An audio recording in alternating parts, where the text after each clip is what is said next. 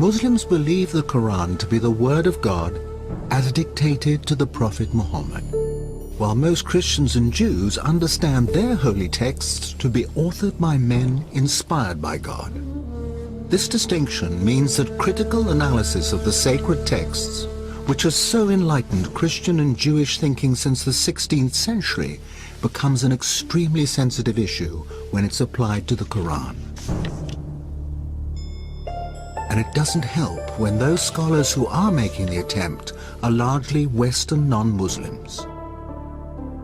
Can their studies really shed new light on the text and its origins?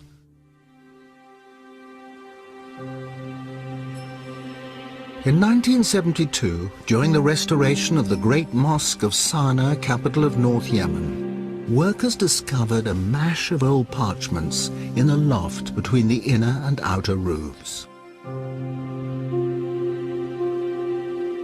The entire load was stuffed into some 20 potato sacks, where it might have remained were it not for the arrival 7 years later of Dr. Geert Puin, a German scholar and Quranic expert. Puin immediately grasped the significance of the find. Working with a team of local assistants, he carefully prized the layers apart and fired off thousands of photographs. 4 fragments immediately caught Puin's attention. They contained the first and last chapters of the Quran, and unlike any other Qurans in existence, they were illustrated with architectural drawings of mosques. A vital clue to their origin. Man kann eben diesen Koran, because of its drawings, because of the art historical context, you can date this Quran very precisely to the time of Al-Walid. sehr genau datieren auf die Zeit von Al-Walid. This is the reign between 705 and 715. 5 und 715. The oldest datable Quran in the world, created some 70 years after the death of the Prophet. From the potato sacks, Puin identified fragments from nearly 1,000 different Qurans. Comparisons between them and the standard Cairo text in use today are startling. These early texts are written in a kind of shorthand with no vowel markings or distinguishing dots, which means that individual words can have up to 30 different meanings. Es ist tatsächlich so, dass man durch die schiere Existenz The sheer existence of so many different possible readings would suggest that this text wasn't passed down word for word. Der Text eben nicht wortwörtlich überliefert. The text isn't as stable as it seems in the Cairo version. In der Fassung von Kairo erscheint. There was another important discovery amongst the Sana'a fragments. The application of simple forensic techniques revealed earlier texts that had been washed off and overwritten.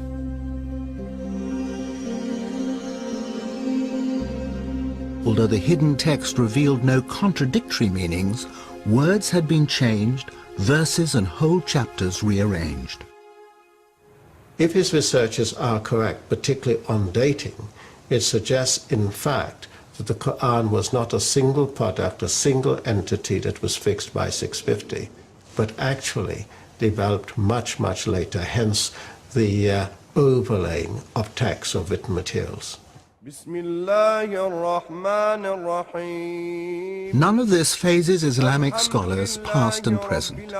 They are adamant that the integrity of the text has been preserved through a strong oral tradition, and if differences occur in earlier written versions, they say these are due to regional and colloquial variations of the same words and phrases.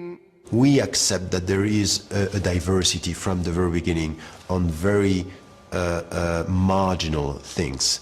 It's not changing, first, the central message of the Quran, the pillars of our faith. In 2001, another German study caused such outrage that all mention of it was banned in some Islamic countries. A book appeared written by an expert in early Semitic languages. It was so controversial that the author published under a pseudonym and will only speak on condition that his identity remains concealed. So gesehen ist es unbedingt erforderlich, den Koran neu zu lesen. In order to understand it correctly, we need a fundamentally new interpretation and reading of the Quran. Dr. Marcus Gross helped to translate the book from its original German into English and is willing openly to express the author's views. Es wurde schon gesagt, 20%, ich würde sagen 25%. About a quarter or a fifth of the Quran contains unintelligible words or words which don't make real sense. That number can be vastly reduced with a knowledge of Syriac to, let's say, 5%.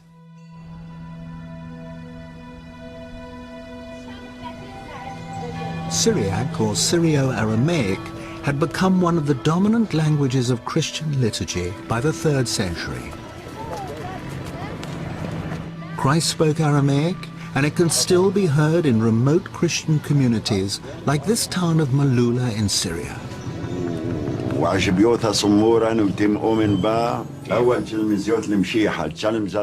But at the time of Muhammad, Syrio-Aramaic was the major written and cultural language of the whole region. Written Arabic was in its infancy. Wir haben bis zum Koran einige Inschriften. There are pre-Islamic inscriptions in Arabic, very short texts, but the first real book written in Arabic is the Quran. But you're saying the Quran is written in 2 languages. Ja, ich würde sagen, es gibt ja kaum eine Kultursprache von... In many areas in the world, languages mix constantly, all the time.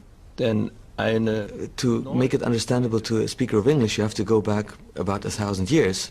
Imagine the Anglo-Saxon peasant talking to his master, who was a Norman and spoke a mixed language of French and an Anglo-Saxon. And you could only understand that mixed language with a knowledge of both. Muslim scholars of the past had the confidence to acknowledge foreign words in the Quran. In the 10th century, Al-Tabari, one of the most respected commentators, identified Hebrew, Latin, Greek, Persian, Abyssinian and Syriac words. The difference, though, is that Luxembourg is claiming new meanings that have never been suggested before. How can one German professor challenge the collective judgment of more than 1 billion people, and on what basis? What method does he use?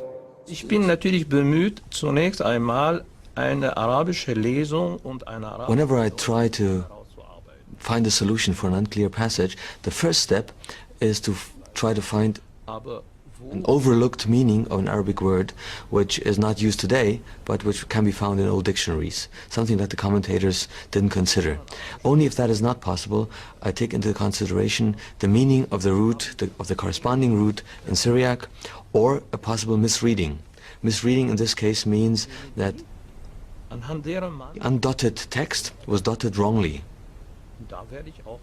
Then there's also the possibility that a Syriac letter was by mistake written within an Arabic text. Using these methods, Luxembourg examined some of the most obscure passages of the Quran. After Mary has given birth to Jesus, in the Arabic Quran, the archangel says to her, "Be not sad, your Lord has placed a little river beneath you." In Luxembourg's version, "Be not sad, your Lord has made your delivery legitimate." And there are other highly contentious examples. God's command to a skeptic in Arabic, "Look at your food and drink, look at your ass," becomes "Look at your condition and look at your overall state." At the end of the world, the earth steps forward in Arabic. In Syriac, the earth splits open. Plausible to some, but do any of these changes affect the central precepts of Islam? Or is Luxembourg just adding a little poetic color here and there? Was soziale Gepflogenheiten angeht, wie zum Beispiel... It's certainly not key precepts like the existence of God or afterlife, which is challenged by my interpretation, but many everyday customs. One example is the veil. The Quranic verse adduced to prove their position talked about humur, which had to be beaten on the pockets. The sentence was a bit obscure. It's usually rendered that it means cover your head and your cleavage. And if you have a look at the chador, the veil in Iran, for example, that's exactly what is covered. Aramäisch Gmar, dann verstehe ich ein Gürtel. But with my Syriac interpretation of the verse, my translation is, put your belt around your hips. And the belt was a sign of chastity, also especially used by monks. So that makes it much more meaningful. But Luxemburg's interpretation of paradise causes the greatest offense. In the Iranian city of Isfahan, there's a 17th century palace built to represent the gates of heaven. The cool greens of the gardens beyond express the longings of a desert people and are beautifully described in the Quran, along with flowing fountains and the favors of huris, usually understood as wide-eyed virgins. One commentary, but not the Quran, even specifies numbers, 72 for each righteous man. But that doesn't sit well with 7 verses of the Quran that promise the righteous eternal contentment with their wives. Luxemburg believes he has resolved his contradiction. Mit weiß großäugigen Huris verheiraten. There is one passage in the Quran dealing with the Huris, in which it says, وَزَوَجْنَاهُمْ بِحُورَ عِينٍ. We have paired them with dark, wide-eyed maidens. That is the traditional understanding of this verse. If you put the dots on the undotted text a little bit differently, what comes out is, we will make you comfortable under white, crystal-clear grapes. For the suicide bomber, then, not the prospect of 72 virgins in paradise, but in Luxemburg's interpretation, a modest bunch of grapes. German study, as far as I'm concerned, is very Christian-centric. It's influenced by the way Bible has been researched and put together. Bible and the Quran are not the same.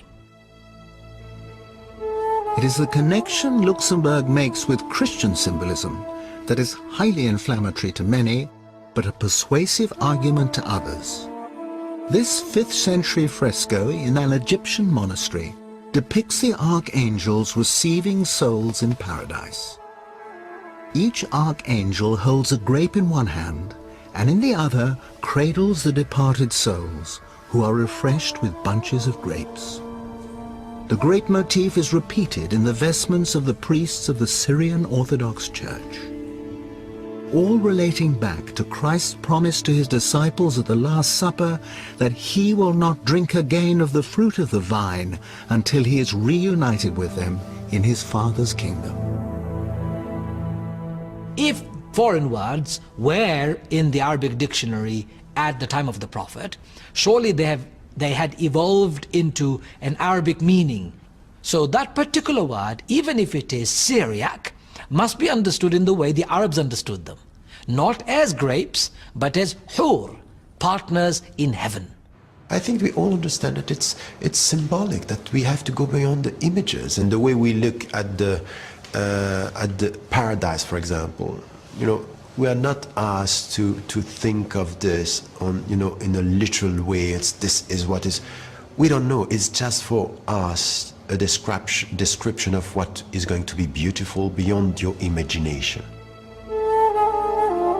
Although Luxemburg's work has been called into question by leading academics and is controversial by its very nature, he believes it opens a door, encouraging linguists, archaeologists and historians to use modern tools to throw further light on the text and its context. For some Muslim scholars, that is in the Quranic spirit of free inquiry and no threat to those who are robust in their faith. This research by Luxemburg and his colleagues doesn't undermine any of the basic tenets, teachings or principles of Islam.